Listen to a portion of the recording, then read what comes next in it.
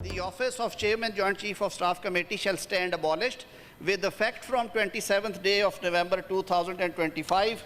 जो मौजूदा chairman joint chief of staff committee हैं सर, वो भी हमारे कौमी हीरो हैं।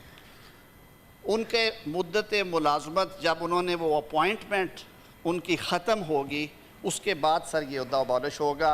उनके करेंसी ऑफ पीरियड में सर पार्लियामान ये सोच भी नहीं सकती कि उन्हें उस अहदे से हम महरूम करें।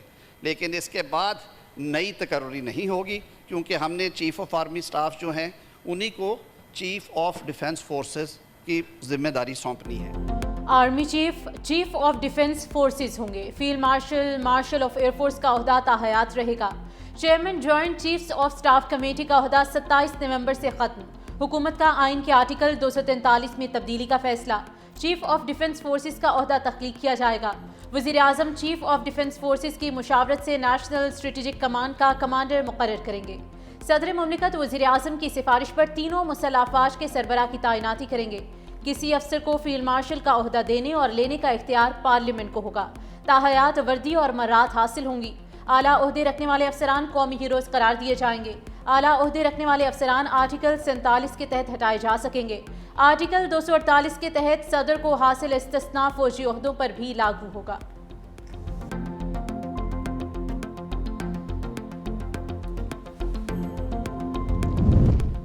सत्ताईसवीं तरमीम में वफाकी आइनी अदालत के क़याम की तजवीज़। आइनी अदालत 5 के बजाय 7 जजेस पर मुश्तमिल होगी। चीफ जस्टिस वफाकी आइनी अदालत की मुद्दत मुलाजमत 3 साल मुकर्रर।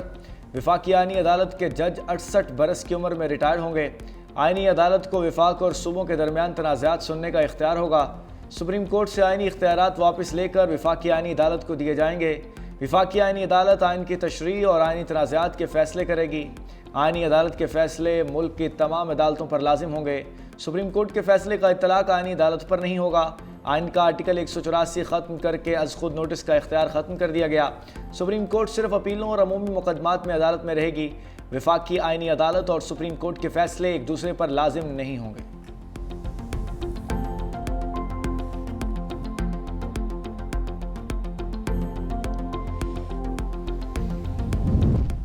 आर्टिकल 175A में जजेस तकर्री के लिए नया तरीक़ेकार तजवीज़। वज़ीर आज़म का जजेस ट्रांसफ़र के मामले में किरदार ख़त्म कर दिया गया।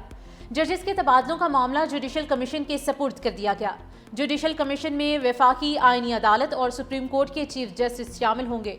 जजेस तबादले की सूरत में आने वाले जज की सीनियरिटी बतौर जज पहली तकर्री से शुमार होगी।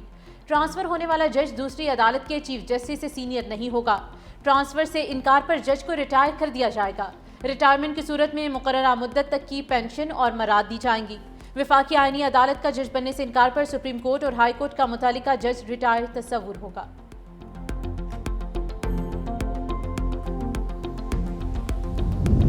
सुप्रीम जुडिशल काउंसिल की असर नौ तश्कील की तजवीज़। चीफ जस्टिस वफाकी आइनी अदालत, चीफ जस्टिस सुप्रीम कोर्ट भी सुप्रीम जुडिशल काउंसिल का हिस्सा होंगे। सुप्रीम कोर्ट और वफाकी आइनी अदालत के चीफ जस्टिस में से सीनियर काउंसिल का सरबराह होगा। दोनों चीफ जस्टिस मुश्तरका जज पर मुतफिक ना हो तो सदर नामजदगी करेगा। हाई कोर्ट्स के 2 सीनियर तरीन जजेस भी काउंसिल का हिस्सा होंगे। वफाकी आइनी अदालत के जजेस भी सुप्रीम जुडिशल काउंसिल के दायरा कार में आएंगे।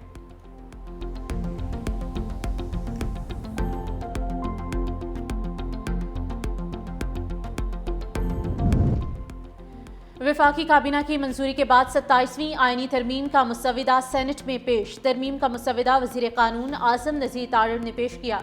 चेयरमैन सेनेट ने बिल कानून इंसाफ की मुश्तरका कायमा कमेटी के सपुर्द कर दिया। कहा कमेटी से आइनी बिल का मुसविदा बेहतर होकर दोबारा सेनेट में आएगा। अज़ खुद नोटिस का इख्तियार ख़त्म किया ताकि कोई चीफ जस्टिस वज़ीर आज़म को घर ना भेजे। शख्सियात नहीं, मुल्क के लिए तरामीम की जाती हैं। सूबाई काबीना का हजम 11% से बढ़ाकर 13% कर दिया गया। वज़ीर आज़म को 5 के बजाय 7 मुशीरों की तकर्री का इख्तियार होगा। आर्टिकल 130 में तरमीम। वज़राए आला के मुशीरों की तादाद में भी इजाफा होगा। नायब वज़ीर आज़म वज़ीर ख़ज़ाना इसाक डार ने कहा कि आइनी तरमीम पर सबको बहस का मौका मिलना चाहिए। सेनेटर शेर रहमान ने कहा कि आइनी तरमीम से कुछ रिवर्स नहीं हो रहा। वफाकी आइनी अदालत का क़याम मिसाक जमहूरियत में हमारा वादा था। तवील मुशावरत के बाद सूबों के हुकूक की हिफाजत की गई है। सेनेट का इजलास कल तक के लिए मुलतवी।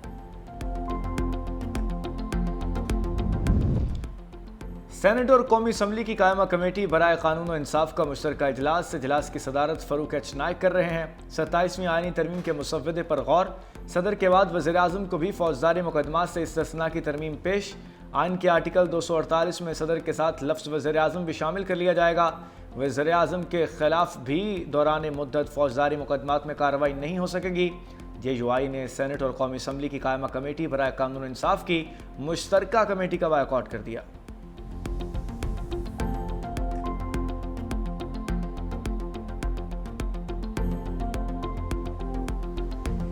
सेनेट इजलास के दौरान अपोजिशन का एहतजाज, अरकान का शोर शराबा। बैरिस्टर अली जफर ने कहा कि कायदे हिज़्ब इख्तलाफ की तकर्री तक बहस नहीं हो सकती। लगता है हुकूमत और इत्तेहादी जमातों को बिल पास कराने की बहुत जल्दी है। अपोजिशन का राजा नासिर अब्बास को अपोजिशन लीडर मुकर्रर करने का मुतालबा। अलामा राजा नासिर ने कहा कि 27वीं आईनी तरमीम को मुस्तरद करते हैं। ऐसे बिल पर इत्तेफाक राय ज़रूरी है। अपोजिशन के साथ मुशावरत क्यों नहीं की गई? ये रवैये शकूक व शुबहात पैदा करते हैं। ये पाकिस्तान की सालमियत पर वार है। ऐसे तरामीम नहीं लाई जाती।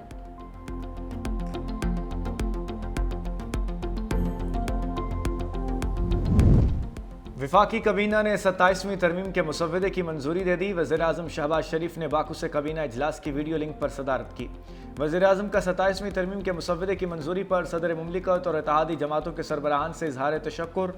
कहा, वफाक के सूबों के साथ रिश्ते की मजबूती और मुल्क के वसी मफाद में 27वीं आईनी तरमीम के लिए सब ने मिलकर कोशिश की। वजारत कानून और इंसाफ, अटॉर्नी जनरल और उनकी टीम लायक तहसीन है। 27वीं आईनी तरमीम पर अपने कायद नवाज शरीफ को एतमाद में लिया और उनसे रहनुमाई ली। सियासी और मुआशी इस्तेहकाम की बदौलत मुल्क की समत दुरुस्त हुई। मुल्क की तरक्की और खुशहाली के लिए सबको मिलकर काम करना होगा।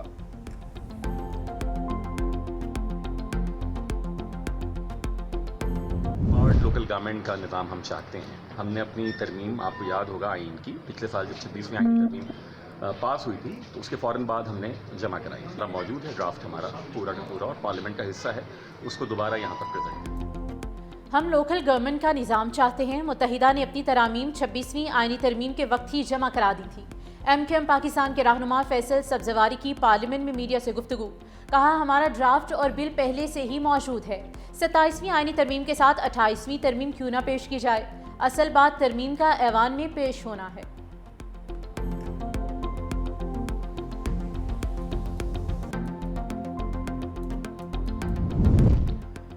मारिका हक में अफवाज पाकिस्तान ने भारत के मुंह पर थप्पड़ रसीद किया। पाक फजाइया ने भारत के साथ तैयारे मार गिराए। हम चाहते हैं कौमी सलामती पर आंच नहीं आने देंगे।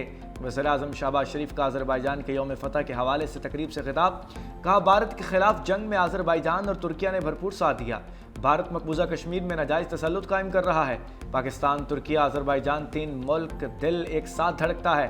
तीनों बरादर मुल्कों ने कई बार यकजहती का सबूत दिया।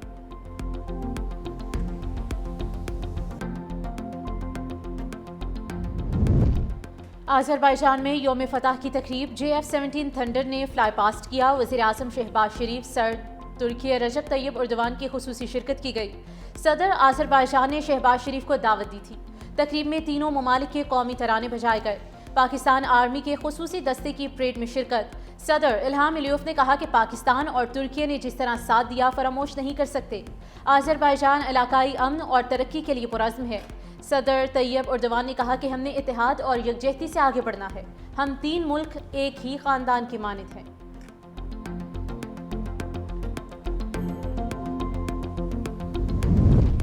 सिंध के सीनियर वजीर शजील इनाम मेमन की जानिब से पीपल्स पार्टी के सेंट्रल एग्जीक्यूटिव कमेटी के मेंबरान के एजाज़ में जोहराना।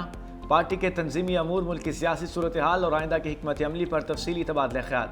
शजील इनाम मेमन ने शुरा को सिंध में जारी तरक्याती मनसूबों से आगाह किया। उन्होंने peoples bus service, EV bus service, Sindh peoples housing foundation और थर के तवानाई और तरक्याती मनसूबों से मुतालिक ब्रीफ किया।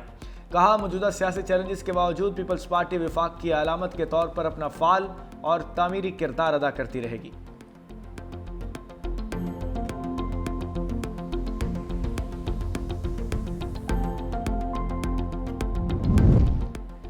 मार्का हक ने दुनिया में पाकिस्तान के तस्वुर को बदल दिया। फील्ड मार्शल की क़यादत में हमारी मुसल्लह फ़ौज ने भारत को मुंह तोड़ जवाब दिया। वफाकी वज़ीर एहसन इकबाल का पाकिस्तानी हाई कमीशन लंदन में खिताब। बोले, भारत ने खुद को इलाके का थानेदार समझ लिया था। हमारी मुसल्लह फ़ौज की जानिब से भारत को दंदान शिकन जवाब दिया गया। मैनचेस्टर के बाद लंदन से भी कौमी एयरलाइन की परवाजें जल्द शुरू होंगी। कैम्ब्रिज यूनिवर्सिटी के साथ मुआहदे के सबब जदीद टेक्नोलॉजी पाकिस्तान मुंतकिल होगी। एहसन इकबाल ने पाकिस्तान हाई कमीशन में बिजनेस कम्युनिटी से मुलाकात भी की।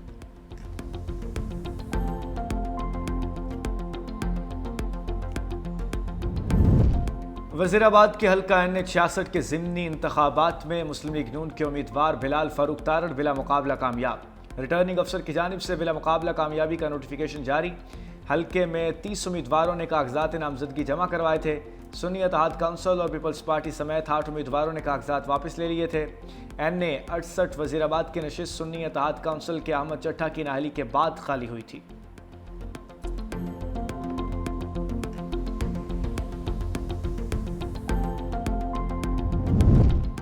एयरक्राफ्ट इंजीनियर्स की हड़ताल का 5वां रोज। कौमी एयरलाइन की 5 परवाजें मनसूख। कौमी एयरलाइन की 26 परवाजों समेत 43 परवाजों को ताखीर का सामना है।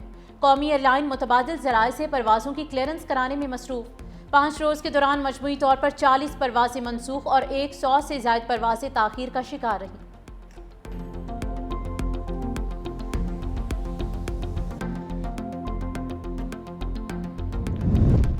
बिजली 48 पैसे फी यूनिट सस्ती, नोटिफिकेशन जारी। नेपरा के नोटिफिकेशन के मुताबिक बिजली सितंबर की फुल प्राइस एडजस्टमेंट की मद में सस्ती की गई। सार्फिन को रिलीफ नवंबर के बिजली के बिलों में मुंतकिल किया जाएगा। लाइफलाइन सार्फिन के सिवा इसका इत्तलाक कराची समेत मुल्क भर के सार्फिन पर होगा।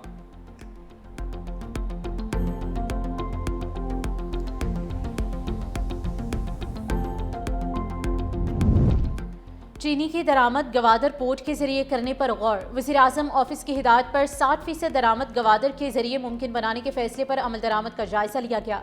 वज़ीर बहरी उमूर जुनेद अनवार चौधरी की ज़ेर सदारत इजलास में पोर्ट कासिम पर रश की सूरत हाल का जायजा। वज़ीर का कहना था कि चीनी और सीमेंट की अनलोडिंग तेज़ की जाए। जहाज़ों की बर्थिंग पहले आओ पहले पाओ उसूल के तहत यकीनी बनाने और इदारों को कार्गो शेड्यूल से बरवक्त आगाही देने की भी हिदायत की गई।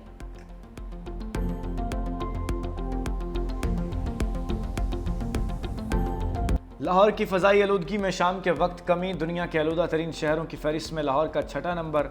AQI 161 record. माहिरीन की शहरियों को मास्क इस्तेमाल करने की हिदायत। सर्दी की शिद्दत में भी इजाफा। कई इलाकों में धुंध पड़ने का सिलसिला भी शुरू हो गया।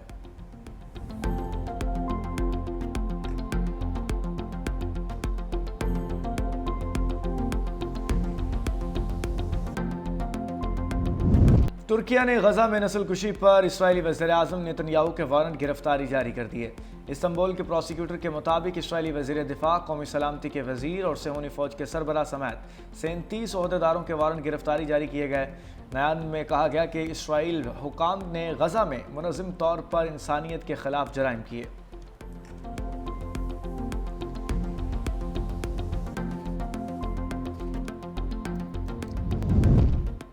हमास ने एक और यरगमाली की लाश इसराइल के हवाले कर दी। इसराइली फ़ौज ने रेड क्रॉस से लाश वसूल करने की तस्दीक की है। इसराइली मीडिया के मुताबिक लाश को शनाख्त के लिए फोरेंसिक इंस्टीट्यूट मुंतकिल कर दिया गया है।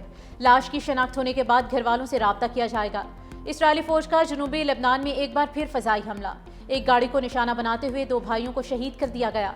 लेबनानी हुकूमत के मुताबिक इसराइल मुसलसल सीज़ फायर की खिलाफ वर्जियाँ कर रहा है। आलमी बरादरी इस बात का नोटिस ले।